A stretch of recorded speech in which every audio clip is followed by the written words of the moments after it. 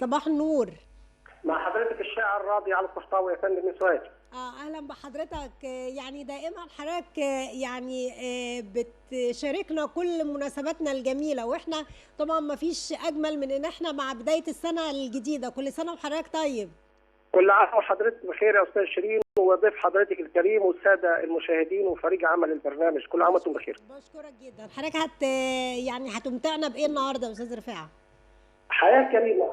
حضرتك اغنيه احنا عاملينها بالتلفزيون المصري بيذاعها، من كلماتها بتقول: كل المناطق وكل النواحي حياتنا الكريمه مبادره حياه، قريه وتوابع مدينه وضواحي هنوصل لقمه وبر النجاه، هنبني ونطور في كل الاماكن مدارس وجامعه وسكه حديد، كباري ومصانع مباني ومساكن، اسعاف مطافي ومكتب بريد، وتبطن في ترعه لاجل الزراعه، مبادره هتنجح بدقه وبراعه، مبادره بشمله باذن اللي عامله حياتنا الكريمه في كل اتجاه، في كل المناطق وكل النواحي حياتنا الكريمه مبادره حياه، قريه وتوابع مدينه وضواحي هنوصل لقمه وبر النجاه، وتامن لصحه المرأة مصرية بصبر وعزيمة وجهودنا وكفاح، شوف الخير والعمار وأهدافنا عصرية مصدر عظيمة حليفها النجاح، صرف صحي واصل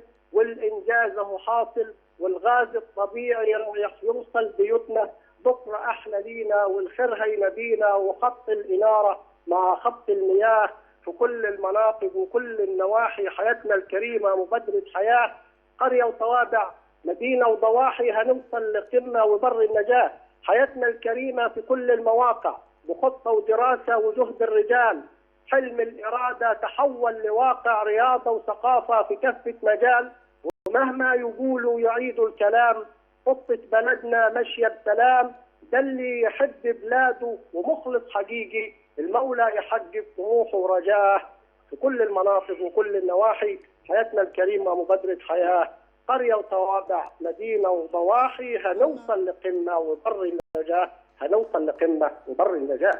الله الله، بشكرك جدا استاذ رفاعه، ويعني وضيوفنا الكرام بيشكروك طبعا على هذه القصيده الخاصه بحياه كريمه. بشكر حضرتك جدا، ودائما ما تمتعنا بكلماتك الجميله. بشكر حضرتك جدا.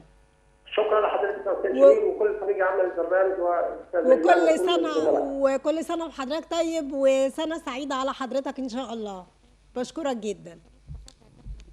يعني استاذ رفاعه دايما ما يمتعنا بكلماته الجميله. يعني عن مبادره حياه كريمه بنشكره جدا على يعني دائما ما يمتعنا بهذه الكلمات. طيب